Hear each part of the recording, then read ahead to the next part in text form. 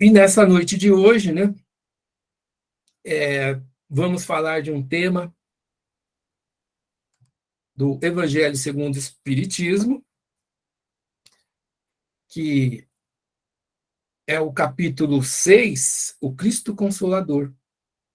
E o item é o item 3 e 4, que trata sobre o Consolador prometido, né? Então, esse Consolador prometido, né? Por que prometido, né? Porque o Jesus, né? Jesus Cristo, o Cristo nos prometeu enviar esse Consolador, né? Não nos deu data, hora, mas prometeu, né? E aqui, exatamente essa passagem de João diz o momento quando Cristo nos prometeu esse Consolador.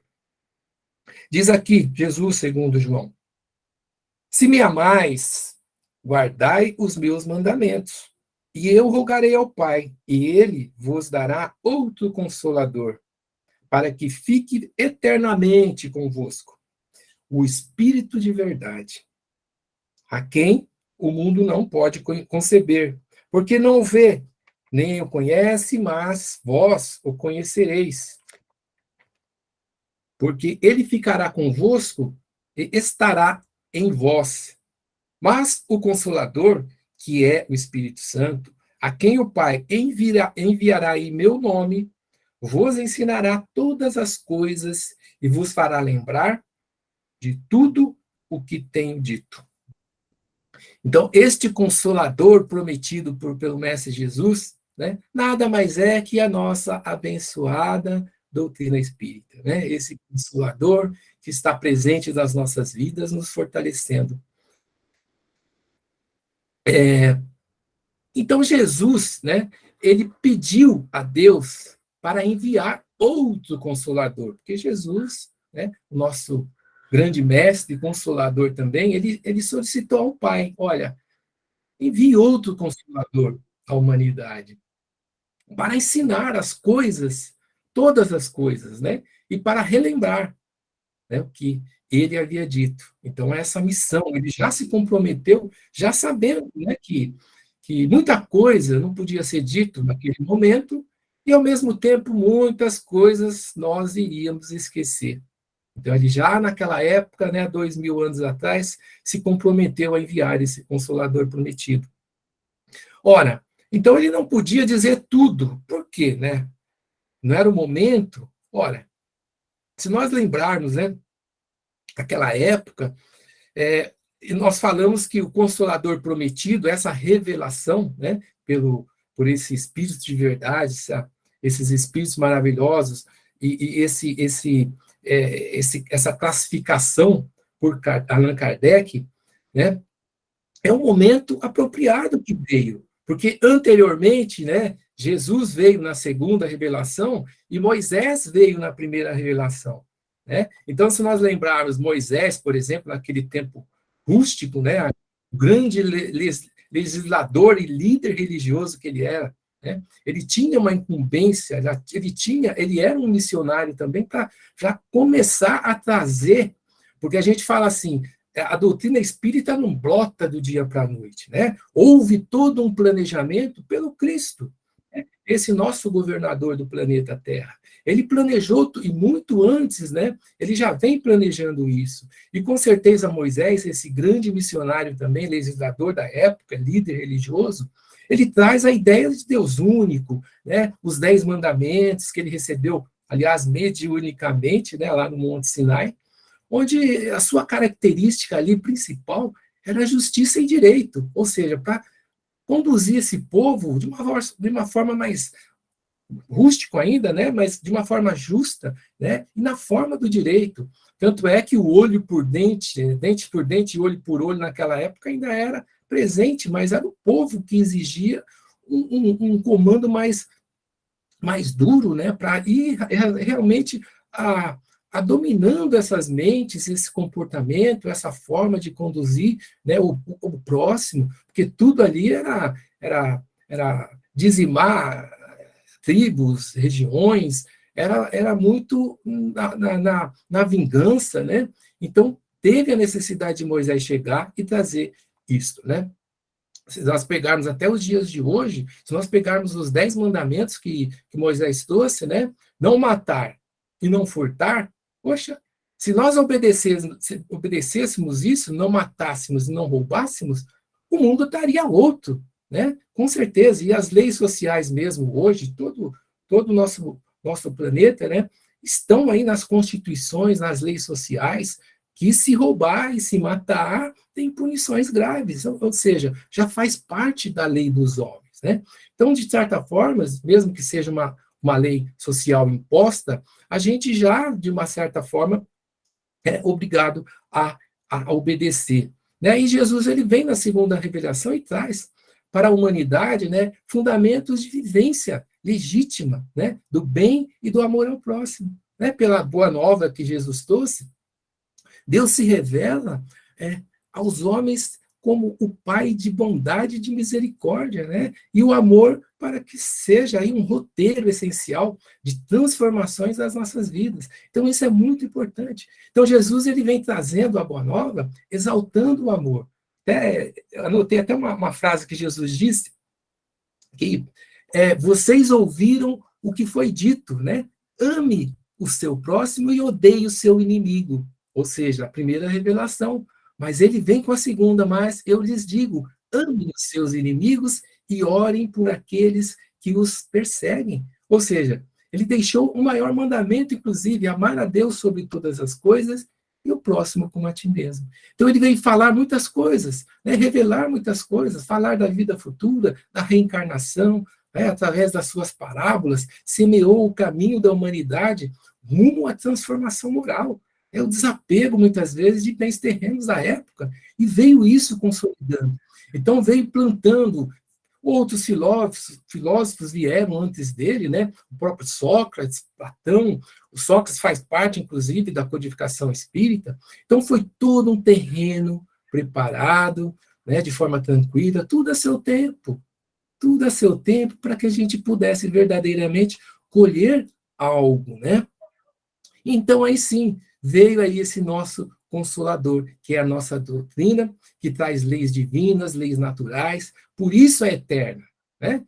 Porque ela não muda, ela está aí presente. Por isso ele disse: ficará eternamente convosco, porque é uma lei natural, são leis, né? São tratados que a espiritualidade traz para que nós possamos compreender essa doutrina maravilhosa que nós vamos comentar um pouquinho.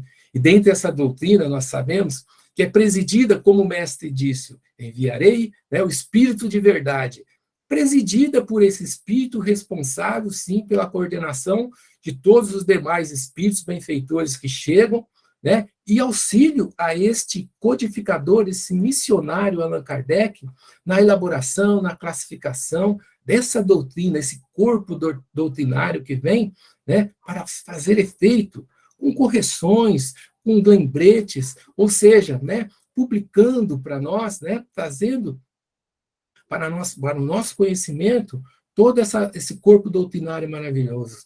Então, graças a Allan Kardec, muitas vezes a gente ouve falar assim: eu sou kardecista, não sou espírita. Né? Por quê? Né? Nós somos espíritas. Né? A doutrina não é de Kardec, não é um kardexismo. Né? Kardexismo porque Kardec ele foi o responsável em elaboração, ele era um mestre, é um missionário que já veio preparado, um educador, né, um cientista que veio preparado para fazer isso e já estava consolidado, né, no seu espírito essa responsabilidade e ele assumiu. E ele é peça fundamental. Temos que agradecer esse missionário, esse grande homem que classificou, ordenou, né, e trouxe de uma forma didática para que a gente pudesse compreender. E olha, essa doutrina maravilhosa é que nós sabemos que tem bases fundamentais. Esse Consolador, ele chega, né, nos explicando, olha só, a existência de Deus, né, que Deus existe. No primeira questão do Livro dos Espíritos, o que é Deus, né? Por que o que é Deus? Quem é Deus? Não, porque Deus não é um homem, Deus não é um espírito, né? Nós não sabemos ainda o que é Deus. Nós não temos essa percepção de compreender, porque nós somos filhos ainda ignorantes em sentido à evolução. Ao passo que nós vamos conquistando esse conhecimento, essa moral, nós vamos nos aproximando mais e reconhecendo mais, tendo capacidade, né? Tendo razão, discernimento para conhecer esse Pai, como diz a espiritualidade no Livro dos Espíritos, né? Nós nos preocupamos muito em saber quem é Deus, o que é, o que é, o que, o que é, o que, e nós esquecemos da o verdadeiro objetivo que nós estamos aqui nesse mundo de reencarnação, que é a nossa transformação moral, né? E intelectual também, mas não adianta o intelectual sem a moral, que é a moral a que vence, né, o nosso orgulho, as nossas vaidades, os nossos vícios, as nossas más tendências.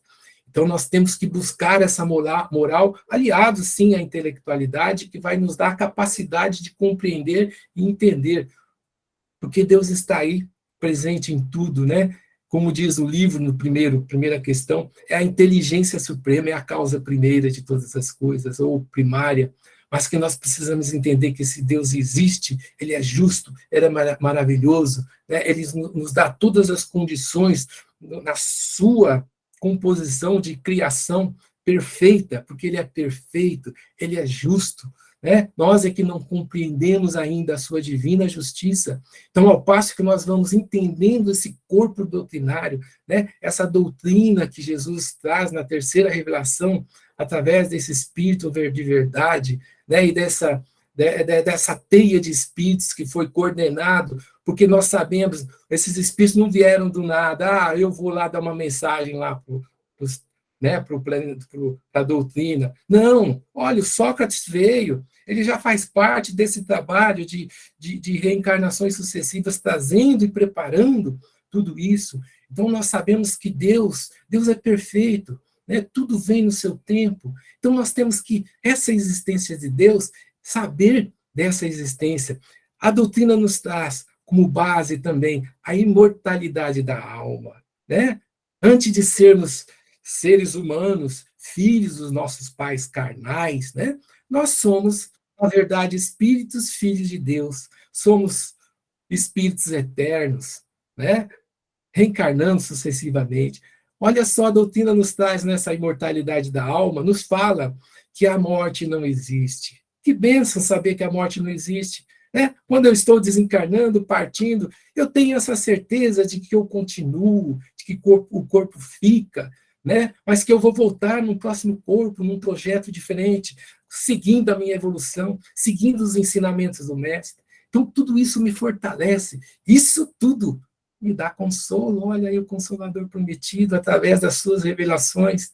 Né? E nós sabemos, ora, ele vem como base também na pluralidade dos mundos habitados, né? Nessa pluralidade dos mundos habitados, as várias moradas da casa do Pai, como o próprio Mestre disse, né? Então nós vivemos aqui, podemos viver em outros mundos, né? Saímos daqui desse corpo tão denso, tão material, e vamos para uma outra morada mais sutil, né? Um fluido mais sutil, sem o corpo físico, mas seguindo a nossa essência, os nossos pensamentos, os nossos sentimentos, né, a nossa moral, tudo que nós conquistarmos. Então, é lógico que eu vou para o lugar que eu merecer. Olha só a justiça de Deus. Né? Então, por que tenho medo da morte? Se eu sou do bem, se eu faço o bem, se eu penso no bem, se eu faço o melhor de mim. Então, eu vou partir tranquilo, porque eu sei que vou para uma morada onde estiver sintonia, onde eu estiver ligado nessa vibração e continuar o meu projeto de vida. A doutrina nos passa também como base, né? A pluralidade das existências. Olha só, pluralidade das existências. Vivemos, vivenciamos várias vidas. A vida é única. Sou o espírito eterno, mas as reencarnações na matéria são plurais, né? Reencarnamos várias vezes, porque a reencarnação é um instrumento que Deus nos oferece na matéria, no mundo físico, né? E não é só esse mundo físico, nós sabemos que há muitas moradas na casa do Pai. Então, essas moradas, esses mundos físicos, essas reencarnações sucessivas aqui, nós temos a oportunidade de exercitar a nossa transformação, buscar esse intelecto, buscar essa moral, buscar na divindade estarmos mais perto desse Deus, compreender a verdadeira essência desse Pai, né? E nós só conseguimos isso, né? aos poucos. Nós sabemos que aí o livro dos médios, né, eles nos trazem lá a questão da escala espírita, né, nós estamos aí numa escala ainda muito aquém, nós somos bebês espiritualmente falando ainda, estamos gatinhando para a evolução, para quem sabe um dia melhorarmos, né? Ele traz aí a comunicabilidade dos espíritos, olha aí, né? Fala da mediunidade, então não podemos, né? Não perdemos ninguém, o pai, a mãe, o filho morreu, né? Nós não perdemos ninguém porque a comunicação continua através dos nossos pensamentos, dos nossos sentimentos, né? E até a própria mediunidade faz com que nós possamos, aqui encarnados, conversar com esses seres tão queridos que partiram. E na nossa emancipação da alma, quando nós dormimos, nós também nos desligamos, deixa o corpo na cama e o espírito segue conversando com a espiritualidade, participando ativamente do mundo espiritual, seguindo as nossas vidas.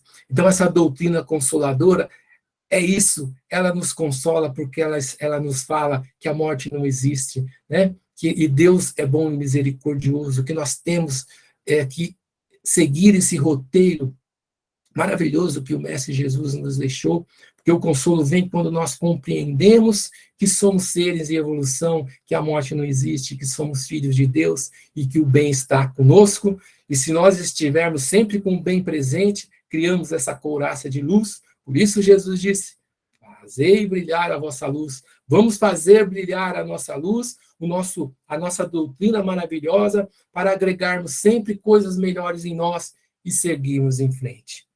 Que assim seja.